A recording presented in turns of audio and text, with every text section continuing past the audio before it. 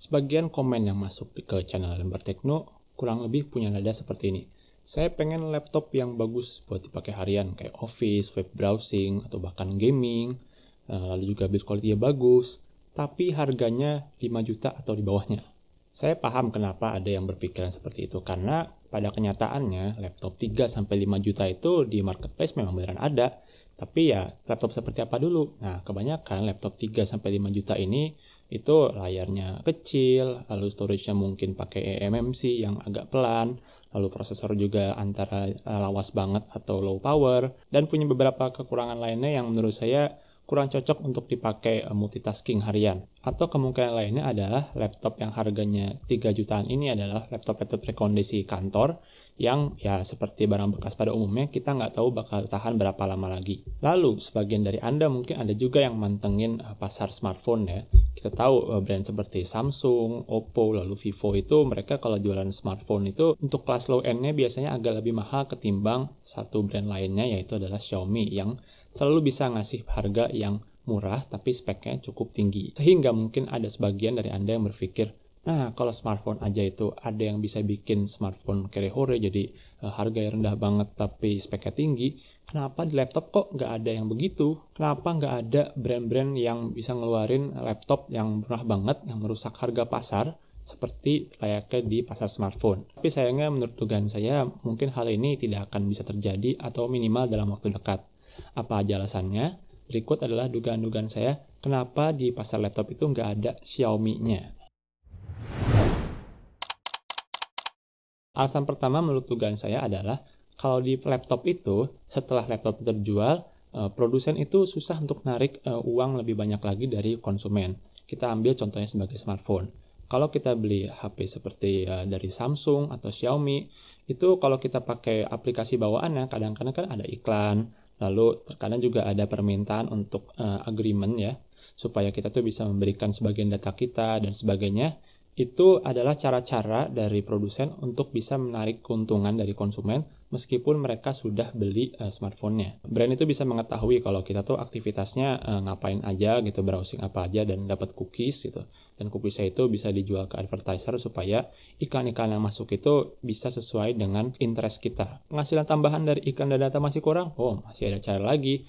Brand-brand itu seperti kita ketahui ya, sekarang tuh lagi gencar-gencar pada bikin TWS, True Wireless Stereo ya, yang wireless itu. Lalu bisa juga smartwatch, lalu fitness tracker dan sebagainya yang seringkali diiklankan oleh produsen itu. Kalau TWS atau smartwatch atau fitness tracker tadi itu berfungsi paling baik kalau dihubungkan dengan brand yang sama. Jadi produsen itu berharap ya meskipun keuntungan dari smartphone itu mungkin nggak terlalu besar ya, marginnya kecil, tapi minimal dari aksesoris itu mereka bisa mengambil keuntungan lebih. Selain itu mereka juga bisa menekan harga produksi dengan pre-installed apps ya. Jadi seperti kita ketahui nih kalau kita beli smartphone misalnya dari Xiaomi atau Samsung itu aplikasi bawaan Samsung atau Xiaomi itu pasti ada ya. Tapi di luar itu juga suka ada aplikasi-aplikasi bawaan yang ini kita mungkin nggak terlalu kenal ya.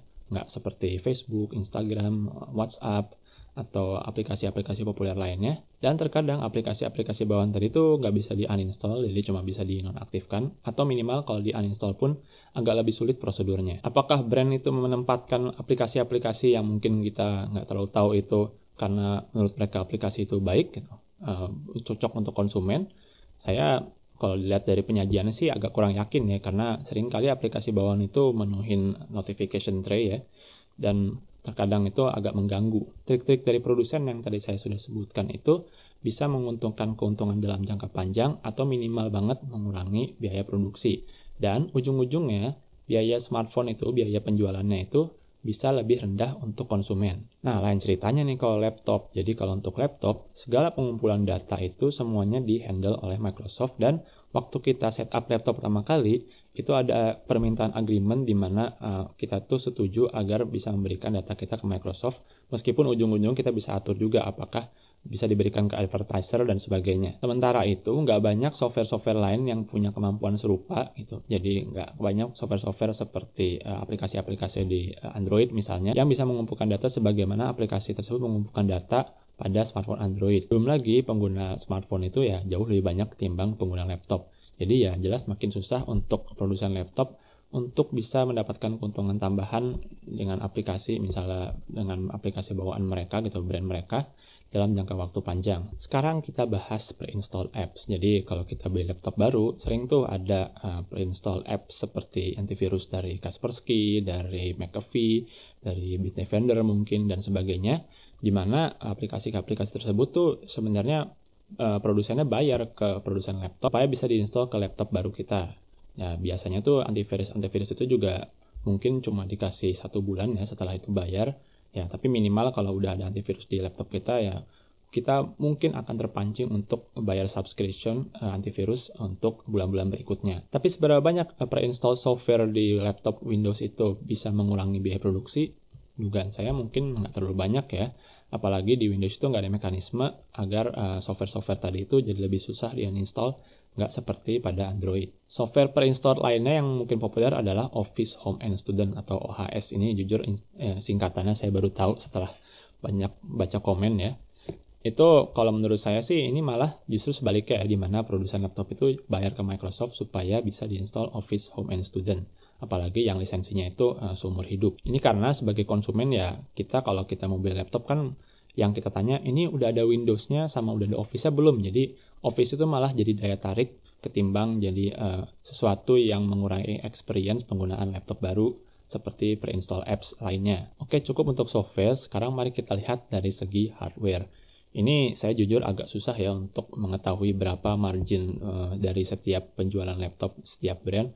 Tapi ya kalau yang dari saya baca, setidaknya dari informasi yang saya dapatkan, margin untuk penjualan laptop itu bisa dibilang cukup tipis, dan menurut saya ini masuk akal sekali karena ya kita tahu brand laptop itu banyak sekali dan bisa dibilang gak ada yang benar-benar dominan. Kita sebutkan aja ya, untuk yang level global itu ada HP, ada Dell, ada Lenovo, ada Acer, ada Asus. Lalu untuk region yang lebih terbatas juga ada Microsoft, lalu ada LG, ada Fujitsu, dan produsen-produsen laptop lainnya. Karena kompetisi yang masih ketat ini ya, mau nggak mau brand itu masih harus perang harga banget supaya mereka itu bisa dapat share yang lebih banyak dari tahun ke tahun. Nah, setelah mengetahui kondisi tadi, bukan berarti nggak ada sama sekali laptop yang secara value for money itu bagus banget dari setiap brand.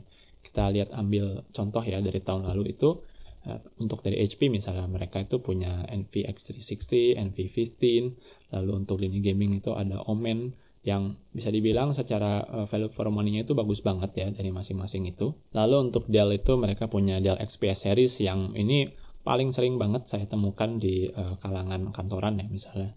Itu sebagai alternatifnya MacBook tapi untuk Windows. Ya ini jelas karena build quality, display, lalu keyboardnya itu enak banget buat dipakai harian. Acer juga punya nih misalnya seri Swift 3 yang populer banget untuk laptop thin and light dengan harga menengah ya, sekitar 12-15 jutaan.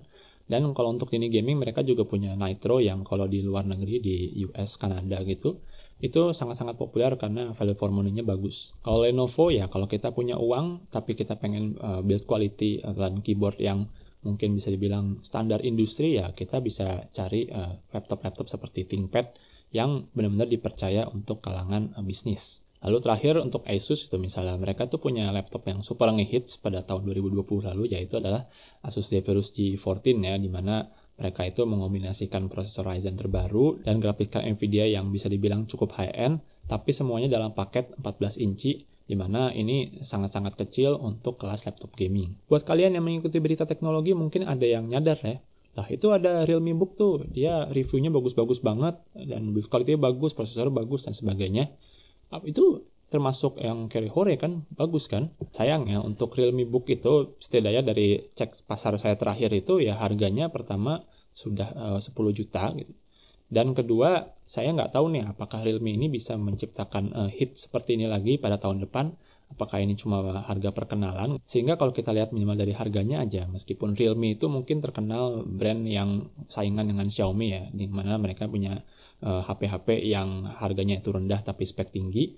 Tapi untuk kasus laptop ini mereka mengambil jalur yang agak-agak menengah ke atas, sehingga ya bisa dibilang ini bukan laptop yang merusak harga pasar. Jadi kesimpulannya, bisa dibilang sekarang itu agak susah ya kita mengekspek brand-brand seperti Xiaomi atau Realme atau brand apapun lainnya untuk bisa bikin laptop yang harganya itu rendah tapi speknya tinggi. Laptop yang value for money-nya bagus tuh ada banyak, tapi ya kita harus siap-siap juga untuk keluar uang minimal 10 juta atau ke atas lagi. Mungkin suatu saat ini bisa berubah ya, misalnya Windows on ARM itu berhasil, jadi kita tuh nggak perlu bergantung pada Intel atau AMD, tapi juga kita bisa pakai prosesor dari MediaTek atau Snapdragon yang harga per unit prosesornya itu ya bisa dibilang masih lebih murah ketimbang prosesor-prosesor x86-nya Intel. Dan sampai saat itu tiba ya mungkin kita harus set ekspektasi kita dengan benar ya pada saat beli laptop.